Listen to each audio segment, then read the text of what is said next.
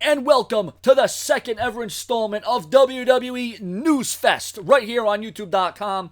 Make sure to like this video and subscribe. Here on NEWZFest, we're going to run down the top rumors, news, and headlines of the day of the week leading up to this very moment. This is going to be interactive. This is going to be social. As long as this video gets enough likes, comments, feedback, and views, and as long as you share this video on Facebook and Twitter, every single one of you, this series will absolutely continue. I will open up my book and we'll talk about the news, the rumors, the headlines, my commentaries, my live reaction. Brian Alvarez has reported on today's installment of the Wrestling Observer Live that the WWE is going to book Braun Strowman to face The Big Show at the WWE Fastlane event. Strowman would then go on to face The Undertaker at WrestleMania. The Undertaker was originally planned to face the incomparable John Cena at WrestleMania before John Cena came down with an injury. So they're going to make Braun Strowman look good. They're going to make Braun Strowman look strong. They're going to make him look dominant over The Big Show. And then the question is going to be, how is The Undertaker going to overcome this force? How is The Undertaker going to deal with such the high demand of Braun Strowman? Is The Undertaker going to be just too much? Is it going to be too much for The Undertaker to handle at WrestleMania? Here on NEWZFest, Sean for Entertainment runs down the rumors, the headlines, your questions, your commentaries, your suggestions, anything you want to throw at me, we'll talk about it here on NEWZFest. This is the second installment. Go follow my first installment of NEWZFest. Nikki Bella successfully underwent neck surgery.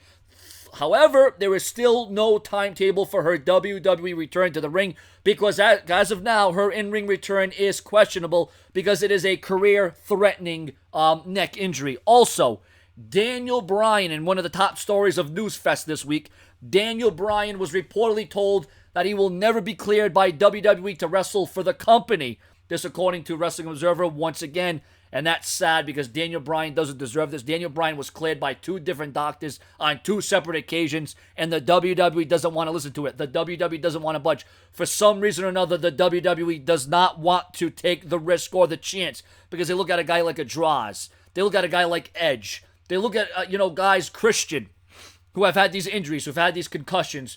And you know what?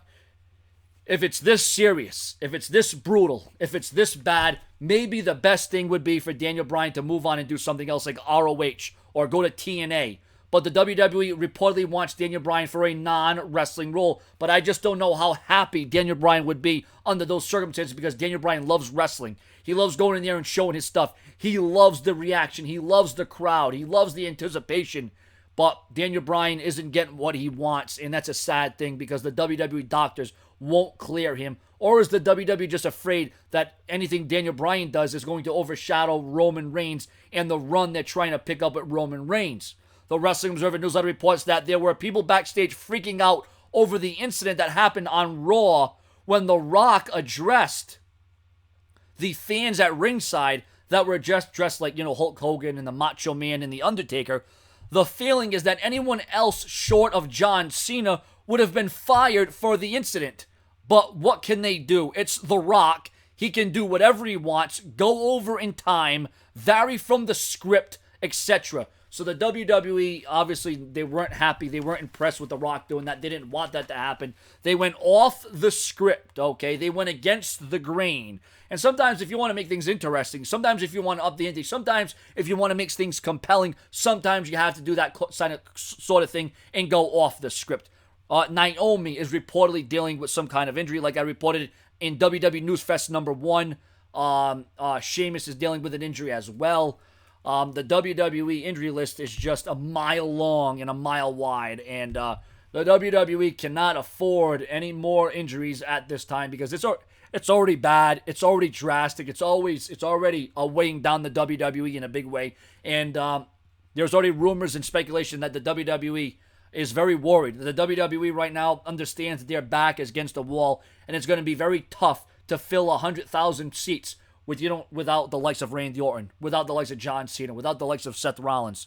They're lucky that they have Brock Lesnar because if they lose Brock Lesnar, WrestleMania is dead. WrestleMania is gone. So here's my question I have. Now that Braun Strowman is going to face the Big Show at Fastlane and then go on to face the Undertaker at WrestleMania, where does that leave Bray Wyatt? Does that mean Bray Wyatt is now going to get that slot against Brock Lesnar? Because the original rumors, if you remember, were, if you recall, Lesnar versus Braun Strowman.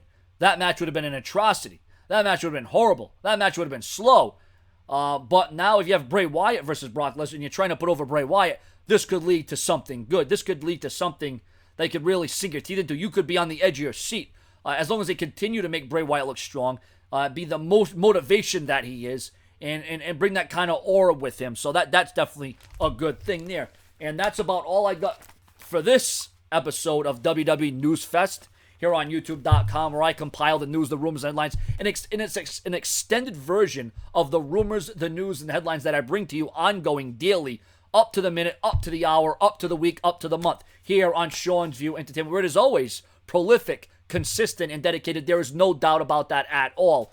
Remember, for this series to continue, you got to take this video and share it all over Twitter and Facebook.